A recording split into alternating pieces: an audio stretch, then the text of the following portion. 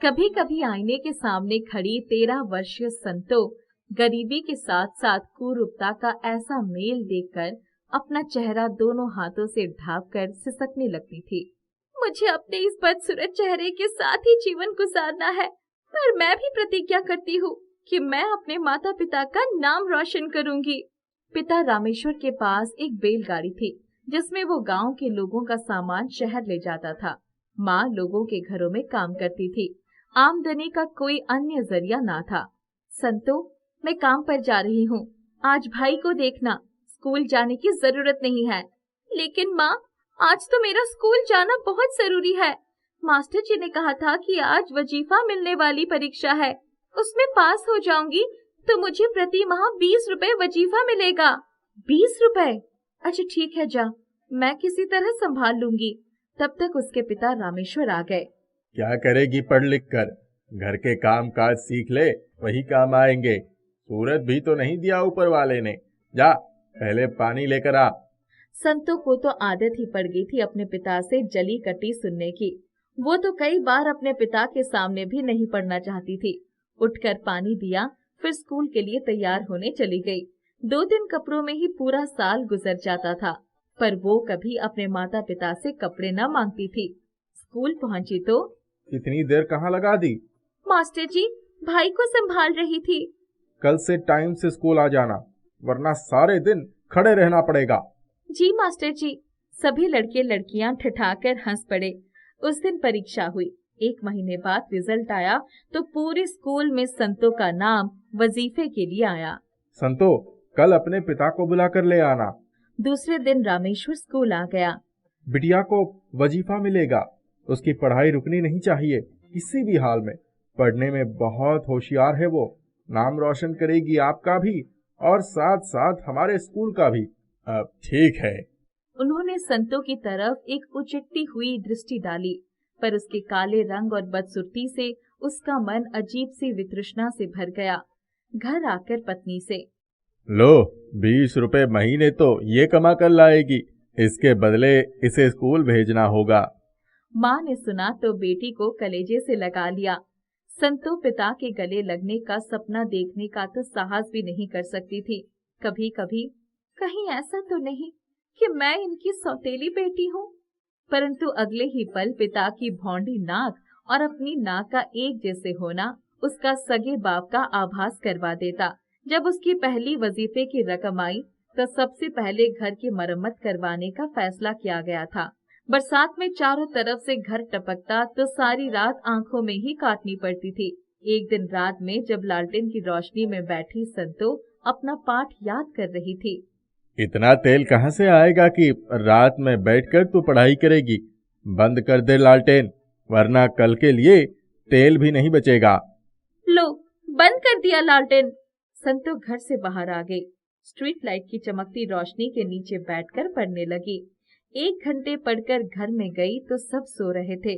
पढ़ लिख जाऊंगी तो अपने घर में कुछ करूं चाहे ना करूं, सबसे पहले बिजली का तार जरूर जुड़वाऊंगी।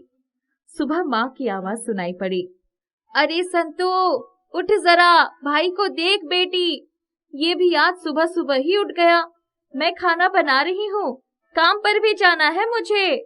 संतो माँ की आवाज सुनते ही चारपाई से उठकर भाई को गोद में लेकर चुप कराने लगी। तभी, अरे इस चिलगोजे को बाहर लेकर जा, घर भर के नींद खराब करके रख दी है। तुम दोनों माँ बेटी को समझ में नहीं आती है क्या? संतो बच्चे को उठाकर घर के बाहर चली गई। पड़ोस का मन्नू अपने ढोर चराने के लिए जा रहा था। चलेगी ढोर चराने? नहीं, मैं स्कूल जाऊंगी, तू जा। तेरा मन नहीं करता खेतों, पहाड़ों, कलकल करते झरनों और जंगलों में दौड़ने का? दिन भर किताबें पढ़ती रहती है। देख मन्नू, उसके लिए तो पूरी जिंदगी पड़ी है। अभी पढ़ लिख कर कुछ बन गई तो अपने गांव को छोड़कर बाहर की दुनिया भी देख पाऊंगी, वरना गांव की लड़कियों की तरह यही के जंगलों में भटक कर रह जाऊंगी। तेरी बातें मेरी समझ से परे हैं। मैं तो चला अपनी ढोर चराने। संतो घर में आई तो माँ का काम खत्म हो गया था। संतो, भाई को मुझे दे दे, जा, जाकर तैयार हो जा। संतो स्कूल जाने के लिए निकलने ही वाली थी कि संतो, ओ संतो, जरा मेरे नहाने के लिए कुएं से पानी भरकर ला तो, मुझे जल्दी जाना है आज। संतो स्कूल जा रही है, इतनी छोटी बच्ची कुएं से पानी कैसे लाएगी? तुम ही ले आओ ना। तेरी फूल कुमारी बड़ी नाजुक है तो तू ही लेकर आ मेरे लिए पानी। संतो रोज रोज की इन जली कटी बातों से दुखी हो जाती। स्कूल जाकर सब भूल जाती। पढ़ाई के सामने सारा दुख दर्द बेमानी हो जाता। अपनी कक्षा की मॉनिटर होकर उसे लगता कि पूरी दुनिया ही उसकी मुट्ठी में है। उसने 12वीं की परीक्षा दे दिया। पूरे जिले में अव्वल आई थी। हर जगह संतो की चर्चा थी। उस दिन हमारी संतो ने तो जिले में अव्वल आकर बड़ा नाम कमा लिया। अपने बलबूते पर ही पढ़ रही है। माँ, मुझे शहर में पढ़ने भेजोगी ना? हमारे गांव से कभी कोई लड़की शहर पढ़ने नहीं गई, तो तू कैसे जाएगी? बस तेरी शादी कर दे तो हमारी भी छुट्टी हो जाए। माँ, हर बात का अंत शादी ही नहीं है। मुझे कॉलेज जाना है। कोई ना कोई तो पहली बार जाएगा ही। इसको अपने वजीफा का बड़ा घमंड हो गया है। बापू, मैंने आज तक आपसे कुछ नहीं मांगा। आपकी सारी नफरत बर्दाश्त करके भी आगे बढ़ती रही, पर अब मुझे कोई नहीं रोक सकता। मैं कॉलेज जाना चाहती हूँ। तेरी इतनी हिम्मत की तू मुझसे ही जबान लड़ाएगी? देखूं तो कैसे जाती है कॉलेज। रामेश्वर ने उसका घर से निकालना बंद कर दिया। संतो रोती रही, पर उसे तरस न आया। घर मिट्टी का होने की वजह से एक दिन संतो ने कमरे से ही खुदाई करके रास्ता बना लिया और रात के समय अपनी गठरी लेकर बाबू की बैलगाड़ी में जाकर छुप गई। सुबह रामेश्वर जब बैलगाड़ी लेकर शहर गया तो वो रामेश्वर से छुपकर उतर गई। सुबह रामेश्वर के जाने पर माँ ने ताला खोला तो मुझे पता था कि यही होगा। उसके आगे बढ़ने से कोई नहीं रोक पाएगा। किसी तरह रहने का ठिकाना मिल जाए तो पढ़ाई तो मैं कर ही लूंगी। सुबह के 10 बजे थे। चलते चलते वो एक कॉलेज के सामने जाकर खड़ी हो गई और धड़ेले से प्रिंसिपल के कमरे में चली गई। चौकीदार ने रोका भी, पर तब तक वो पहुंच चुकी थी। कहिए, किससे मिलना है? मैडम, आप चाहे तो भविष्य में मैं भी आपकी तरह एक महत्वपूर्ण पद ग्रहण कर पाऊंगी, वरना मेरे माता पिता मुझे घर गृहस्थी की बेड़ियों में जकड़ देंगे। उसने सारी बात प्रिंसिपल को बताई। उसका आत्मविश्वास देखकर प्रिंसिपल ने न केवल एडमिशन बल्कि हॉस्टल भी दे दिया। संतो 2 साल तक गांव नहीं गई। पढ़ाई खत्म होने पर उसने बच्चों की ट्यूशन की और शाम को एक दुकान पर साड़ी बेचती। 1 साल बाद उसने पीसीएस की परीक्षा दी। जब उसका चयन पुलिस डीएसपी पद के लिए हुआ तो वो बहुत खुश थी। संतो, हमें तुम पर बड़ा गर्व है। मैडम, मुझे यहाँ तक पहुँचाने में आपका सबसे बड़ा सहयोग है। जिस दिन उसने यूनिफॉर्म पहनी उस दिन सबसे पहले अपने गांव गई। 3 साल बाद गांव आई थी। अपनी माँ के सामने गई। माँ, तुम्हारी बेटी पुलिस अधीक्षक बन गई है, आशीर्वाद नहीं दोगी? माँ को अपनी आंखों पर विश्वास नहीं हुआ। पिता को तो उससे आंखें मिलाने का साहस न था। नजरें नीची कर ली थी उन्होंने। संतो, तू हमारे गांव का रोशन सितारा है। जिस गांव की बेटी इतने बड़े पद की स्वामिनी बनी थी, वो गांव रातों रात सबकी जुबान पर था। सरकार ने उस गांव की सड़कों का निर्माण करवाया, बिजली के तार खिंचवाए। स्कूल में 15 अगस्त के दिन स्पेशल गेस्ट के रूप में संतो को बुलाया गया। मैं चाहती हूँ मेरे गांव का हर बच्चा, चाहे वो लड़की हो या लड़का, पढ़ लिख कर अपने पैर पर खड़ा हो। अब बिजली भी आ गई है। हमने अपनी पढ़ाई स्ट्रीट लाइट में की है। हमारे पास लालटेन में डालने के लिए तेल का भी अभाव था। तालियों से पूरा स्कूल गूंज उठा। अब वो स्कूल से बाहर आई। मुझे माफ नहीं करोगी बेटी? संतो ने अपने आंसू छिपाने के लिए अपना चश्मा लगा लिया। इसी दिन के लिए वो जीवन भर तरसती रही थी। आज उसने सिद्ध कर दिया था कि इंसान सूरत नहीं, सीरत से बड़ा बनता है। आसमान से परियों का एक झुंड अचानक आकर समुद्र की लहरों में अटखेलियां करने लगा। किरण परी, हम इतनी बार पृथ्वी लोक पर आते हैं, पर कभी इतना आनंद नहीं उठाया। आज भी अगर हम बादलों की परी रश्मि को ढूंढते हुए इधर न आते तो इन लहरों का आनंद नहीं उठा पाते। रश्मि परी आखिर कहाँ गई होगी? कल सारी परियां अपने काम खत्म करके परीलोक वापस चली गई। उसका कोई पता नहीं चला। दरअसल वो कई बार ये बात कह चुकी है कि सफेद बादल उसकी बात नहीं मानते, जिसकी वजह से वो उनसे ज्यादा उलझना नहीं चाहती। हाँ, पता नहीं सफेद बादल उसे क्यों परेशान करते हैं। शायद वो ज्यादा सख्ती से पेश आती है। क्यों ना चलकर हम सफेद बादलों से ही पूछ ले, शायद रश्मि परी के बारे में कुछ जानकारी हासिल हो जाए। दोनों परियां सफेद बादलों की तरफ उड़ गई। बाकी परियां अभी भी समुंदर की लहरों का आनंद उठा रही थी। बादलों में पहुंचकर, बादल बादल, तुमने रश्मि परी को कहीं देखा है क्या? कल से ही मुंह फुलाकर पर्वतों के पार काले बादलों में जाकर बैठी है वो। वो क्यों भला? कल भरे हुए बादलों के साथ हमें धरती पर बरसना था और रश्मि परी चाहती थी कि हम समंदर में बरसे। इसी बात से नाराज होकर वो काले बादलों में चली गई। मैं नहीं मानती कि वो इतनी सी बात के लिए नाराज हो गई होगी। आखिर समुंदर में बरसने का भी कोई खास मकसद रहा होगा। मकसद होने से भी धरती पर बादलों का बरसात अत्यंत आवश्यक था, क्योंकि बिना बारिश के सारी फसलें सूख रही है। किसान परेशान थे, इसीलिए कभी कभी हमें अपनी मर्जी भी करनी होती है और रश्मि परी ये सब नहीं समझती।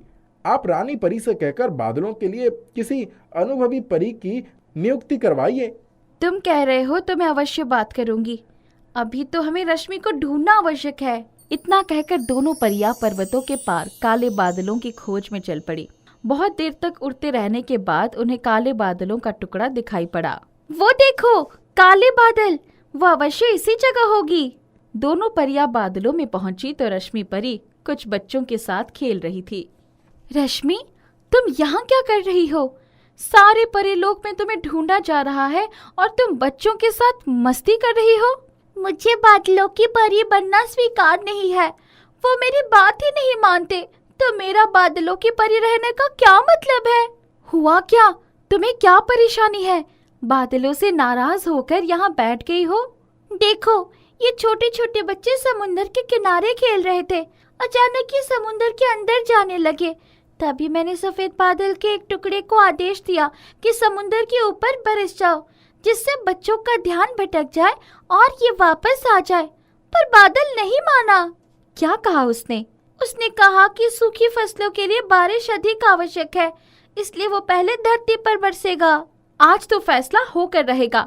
जहाँ बच्चों के जीवन मृत्यु का मामला है, वहाँ बरसना ज्यादा आवश्यक है। इन बादलों की शिकायत रानी परी से करनी पड़ेगी।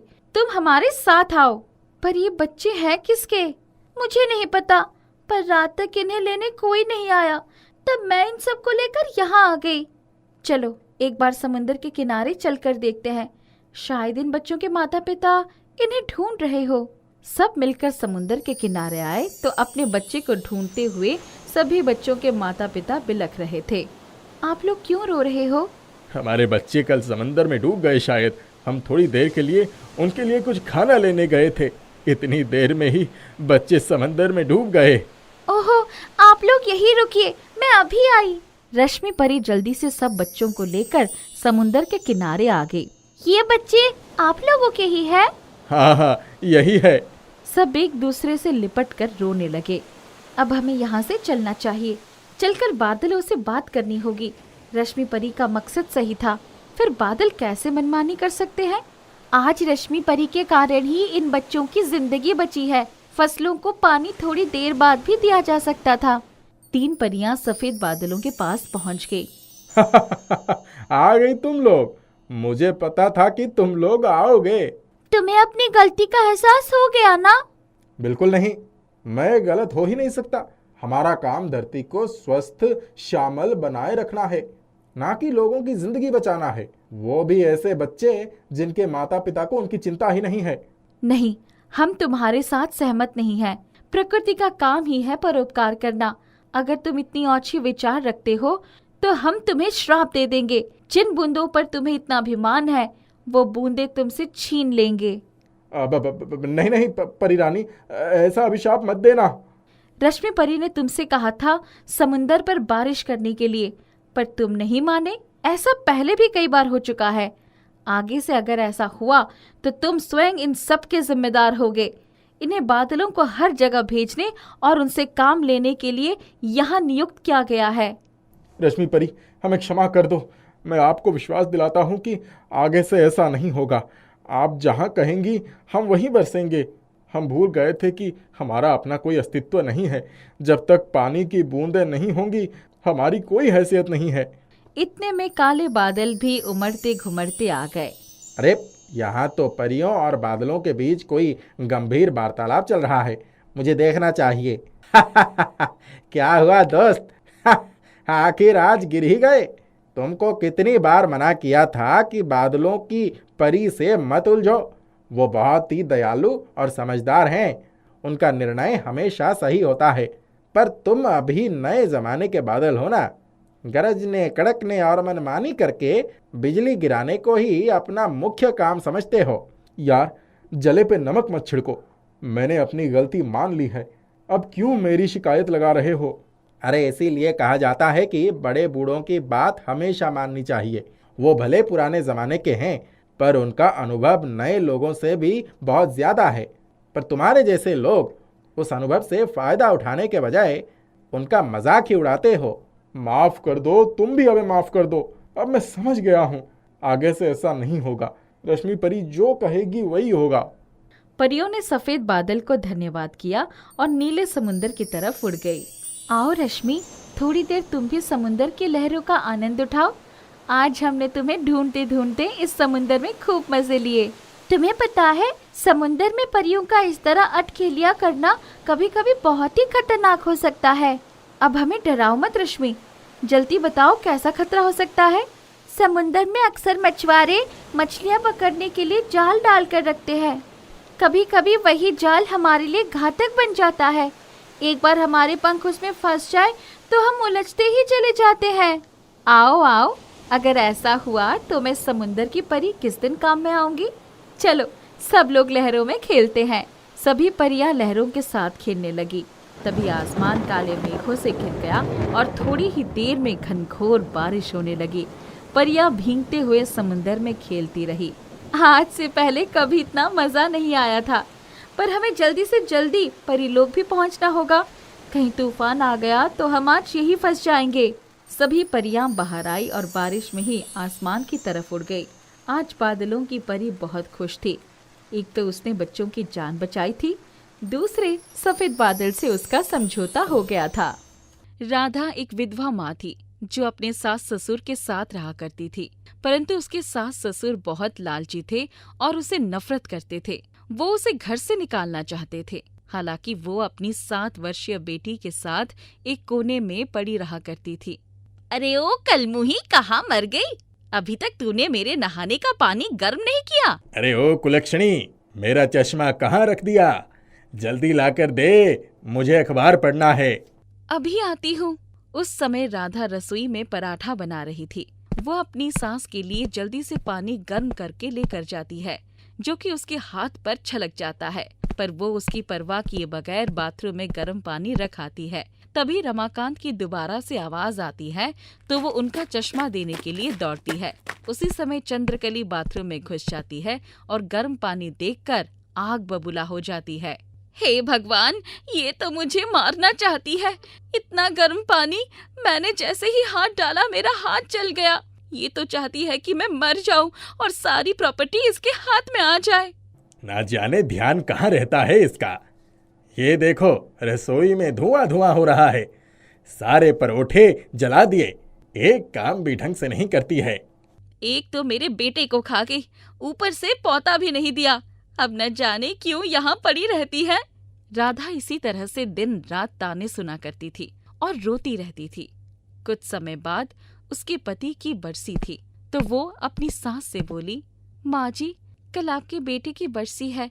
मैं मंदिर में प्रसाद बांटना चाहती हूँ, मुझे थोड़े से पैसे दे दीजिए। हाँ हाँ, मेरे बेटे को गए हुए कल पूरा 1 साल हो जाएगा। जा मंदिर चली जा, ये ले थोड़े से पैसे। राधा अपनी छोटी सी बेटी को लेकर मंदिर चली जाती है। मंदिर जाते समय पिंकी को एक आइसक्रीम वाला दिखता है। वो आइसक्रीम खाने की जिद करने लगती है। माँ, मुझे आइसक्रीम खानी है, आप मुझे कभी आइसक्रीम नहीं खिलाती। बेटा, मेरे पास इतने पैसे कहाँ हैं जो मैं तुझे आइसक्रीम खिलाऊं? सबकी मम्मियाँ उनको इतनी सारी आइसक्रीम खिलाती है। दादी माँ ने आपको इतने सारे पैसे दिए हैं, उसमें से एक आइसक्रीम खिला दोगी तो क्या हो जाएगा? अच्छा ठीक है, जिद मत करो, खिलाती हूँ। अगर पापा होते तो वो मुझे एक बार कहने पर आइसक्रीम खिला देते, पर आप हो कि मुझे कभी आइसक्रीम ही नहीं खिलाती। राधा को बहुत बुरा लगा। वो पहले मंदिर में प्रसाद बांटती है, उसके बाद उसमें से कुछ पैसे बचाकर पिंकी को आइसक्रीम खिलाती है।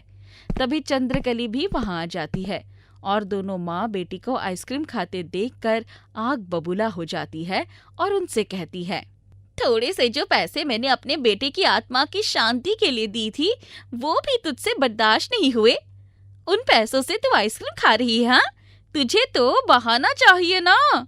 माँ जी, पिंकी का बहुत मन था आइसक्रीम खाने का, इसलिए पिंकी के कहने पर प्रसाद में से थोड़े से पैसे बचा लिए और बच्चे का मन रखने के लिए उसको आइसक्रीम खिला दी।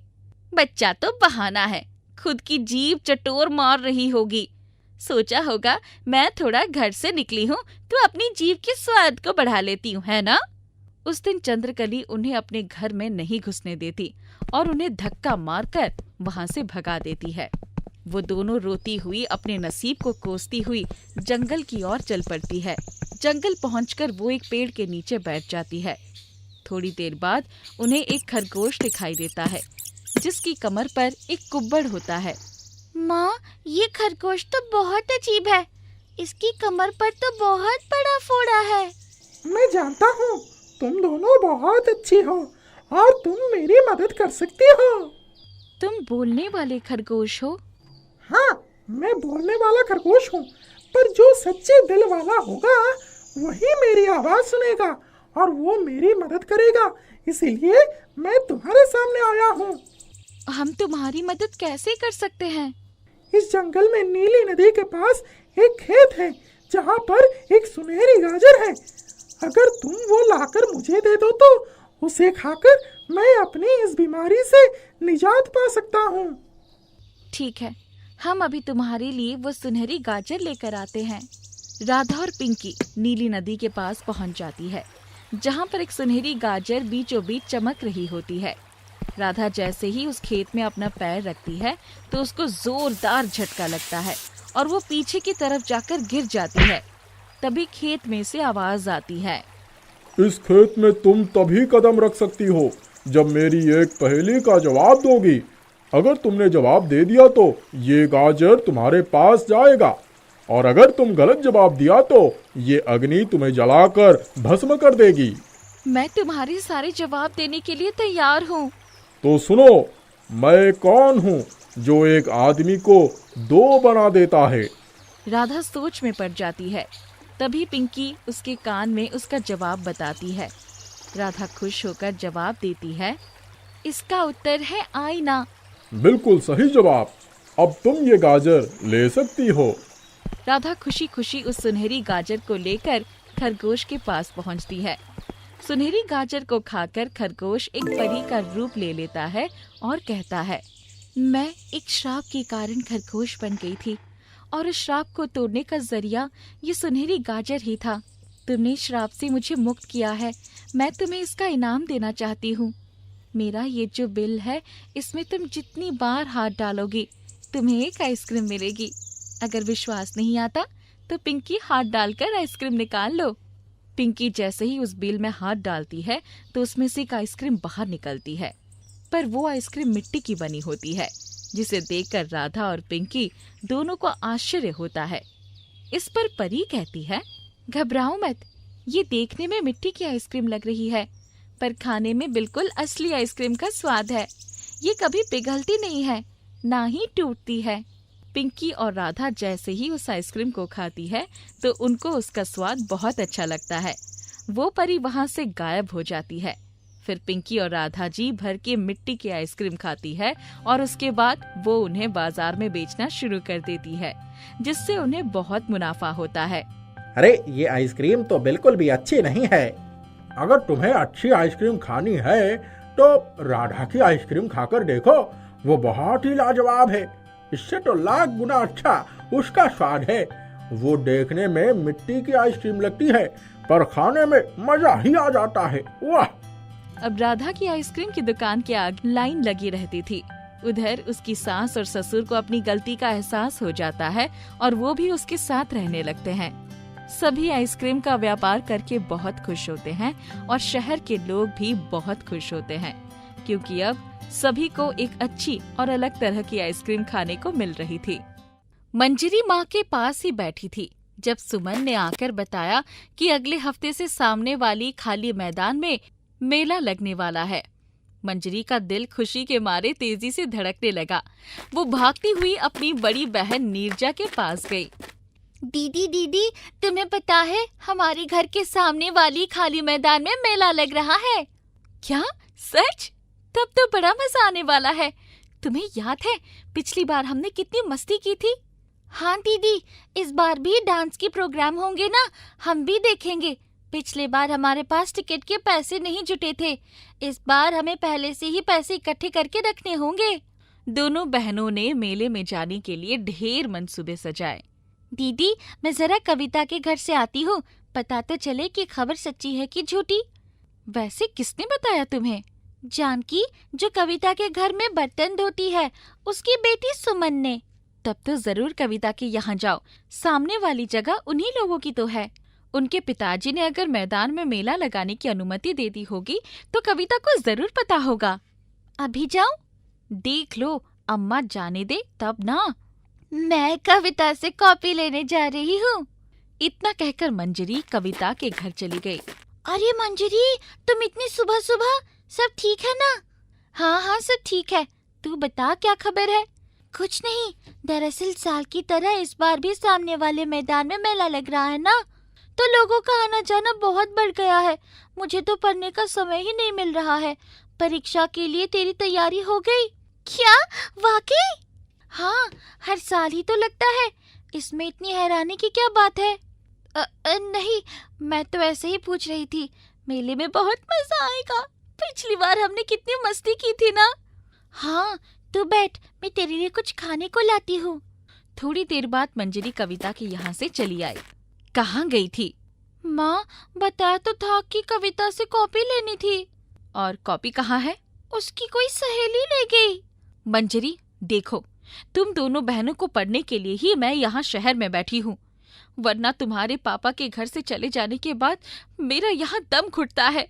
तुम दोनों की जिम्मेदारी ना होती तो मैं भी किसी पाखर तालाब में डूब मरती। क्या सोचकर वो चले गए? माँ, इसमें इतनी दुखी होने की क्या बात है? हम दोनों ही पढ़ाई करते हैं, वैसे भी हम कहीं नहीं आते जाते। माँ बड़बड़ाती हुई मशीन पर सिलाई करने बैठ गई। तब तक नीरजा भी अपना चश्मा ठीक करते हुए आ गई। क्या हुआ? यहाँ का माहौल इतना गमगीन क्यों है? कुछ नहीं, माँ सिर्फ हमारी वजह से इस अजनबी शहर में बैठी है, वरना। बस समझ गई मैं। क्या हुआ? कुछ पता चला? खबर पक्की है, मेला लग रहा है। दीदी, हम किसी बहाने से 2-3 दिन की छुट्टी ले लेते तो अच्छा रहता ना। उसकी कोई जरूरत नहीं है, क्योंकि मेला तो शाम को लगेगा। तब तक तो हम आ ही जाते हैं। समस्या सिर्फ माँ की ही है, वो हमें मेले में जाने की अनुमति देंगी कि नहीं? हमारे पास कुछ पैसे है ना, उसी से काम चल जाएगा। हमें सिर्फ चाट वाट ही तो खाना है। चल, माँ की कपड़े सिलने में थोड़ी मदद करते हैं, वो खुश हो जाएगी तो शायद हमें मेला दिखाने खुद ही लेकर जाए। मेला तो 1 महीने तक लगेगा। अगले हफ्ते ही मेला लग गया। मोहल्ले के सारे बच्चे, युवक और बूढ़े बहुत उत्साहित थे। माँ, चलो ना, मेला देखने चलते हैं। हम कुछ नहीं मांगेंगे। देखो ना, कहीं जलेबियाँ बन रही होंगी तो कहीं कठपुतली का नाच हो रहा होगा, कहीं काला जादू हो रहा होगा तो कहीं दुकानों पर तरह तरह के रंग बिरंगे कपड़े सजे होंगे। नीरजा को साथ लेकर चली जा, मुझे कपड़े सिलकर देने हैं, बस सावधानी से जाना। ओफो माँ, थैंक यू। दीदी जल्दी चलो, माँ ने जाने की अनुमति दे दी है। मंजरी और नीरजा फटाफट तैयार हो गई और मेला देखने चली गई। दोनों बहनें अपने साथ बचाए हुए पैसे लेकर चली गई। अभी वो लोग मेले में पहुँचे ही थे कि दीदी वो देखो, वो रही परी की मुकुट वाली जगह, जहाँ हमने पिछली बार परी का मुकुट देखा था। चलो उधर ही चलते हैं, शायद इस बार भी परियां वहाँ आई हो। दोनों उस कोने पर गई तो एक दुकान के बाहर एक परी की मूर्ति लगी थी, जिसके सर पर बिल्कुल वैसा ही मुकुट था जो पिछली बार उन्हें मिलते मिलते रह गया था। काश ही सचमुच की परी होती तो हमारे दिल की सारी बातें जान लेती, हमारे भी अच्छे दिन आ जाते। तभी मंजरी को लगा कि परी ने अपनी पलकें झपकाई। दीदी, मुझे लग रहा है ये सचमुच की परी है। देखो ना कैसे पलकें झपका रही है। तब तक परी के शरीर में थोड़ी हरकत हुई। मेरे सिर पर जो मुकुट है उसे उतारकर मेरी मूर्ति के चारों तरफ घुमाकर फिर पहना दो। परी ने जैसा बताया था नीरजा ने वैसे ही किया। अचानक परी के शरीर में जान आ गई। लड़कियों, तुम्हें क्या परेशानी है? तुम दोनों मेला देखने आई हो। आप तो परी है, पर मूर्ति में कैसे बंध गई? यहाँ तो बहुत भीड़ है, चलो उस पेड़ के पास चलते हैं। तीनों पेड़ के नीचे आ गई। मैं इस मूर्ति में बरसों से कैद थी। एक बार हमारे परिलोक से बहुत से लोग आए थे, सब तो चले गए, पर जाते जाते एक जादूगर की नजर मुझ पर पड़ गई और उसने मुझे इस मूर्ति में कैद कर दिया था। ये मूर्ति बरसों से एक गोदाम में पड़ी हुई थी। कल ही मुझे वहाँ से निकालकर झाड़ पोंछ कर यहाँ रखा गया। तुम दोनों को देखकर मुझे विश्वास हो गया कि तुम मेरी मदद अवश्य करोगी। ओहो, हमारे तो भाग्य जग गए कि हमारी मुलाकात परी से हो गई। आप चलिए हमारे घर, वो देखिए यही सामने ही है। मैं फिर कभी आऊंगी। तुम लोगों को क्या तकलीफ है? बेझिझक मुझे बताओ। परी रानी, हम बहुत करीब है। हमारी माँ ने लोगों के कपड़े सिलकर हमें बड़ा किया। किसी तरह हम पढ़ लिख रहे हैं। ओहो, ये बात है। परी ने अपने हाथ ऊपर किए तो उसके हाथ में 2 सुनहरे मुकुट आ गए। ये लो मुकुट, तुम दोनों अपने पास रख लो। तुम्हें जब भी किसी चीज की आवश्यकता होगी इसी मुकुट से बोल दिया करना। बस ये ध्यान रखना कि कोई इसको देखने ना पाए। मैं चलती हूँ। इतना कहकर परी नीले आकाश में उड़ गई। मंजरी और नीरजा की खुशी का ठिकाना नहीं था। वो दोनों भागती हुई घर आ गई। माँ, हमारे दुख के दिन चले गए। इतना कहकर वो दोनों ने कमरा अंदर से बंद कर दिया। सुनहरे मुकुट, हमारे पापा को हमसे मिला दो। मुकुट, हमें भी इतना पैसा दे दो कि हम अपना जीवन यापन ठीक से कर सके। वो दोनों जैसे ही अपना कमरा खोलकर बाहर आई तभी दरवाजे पर दस्तक हुई। दरवाजा खोला तो सामने उनके पापा मनोहर खड़े थे। पापा, अब कहाँ चले गए थे? हम लोग कितनी मुश्किल से जीवन बिता रहे थे। पापा, आप हमें छोड़कर कहाँ चले गए? हम आपको कितना याद करते थे। हाँ बेटी, मैंने भी तुम दोनों को बहुत मिस किया। अब मैं आ गया हूँ हमेशा के लिए अपने बच्चों के पास। अब आप कहीं नहीं जाएंगे ना? नहीं, अब कहीं नहीं जाऊंगा। जरा तुम्हारी मम्मी से तो मिल लूं। पापा अंदर चले गए। माँ अकेले बैठकर सिसक रही थी। मंजरी, सुनहरे मुकुट ने तो हमारी सारी समस्या ही दूर कर दी। माँ बेचारी पिछले 7 सालों से रो रो कर समय काट रही थी ना। हाँ दीदी, अब हम लोगों के जीवन से सारे कष्ट निकल गए। दोनों बहनें दूसरे दिन मेला देखने के लिए पापा से पैसे मांगने चली गई।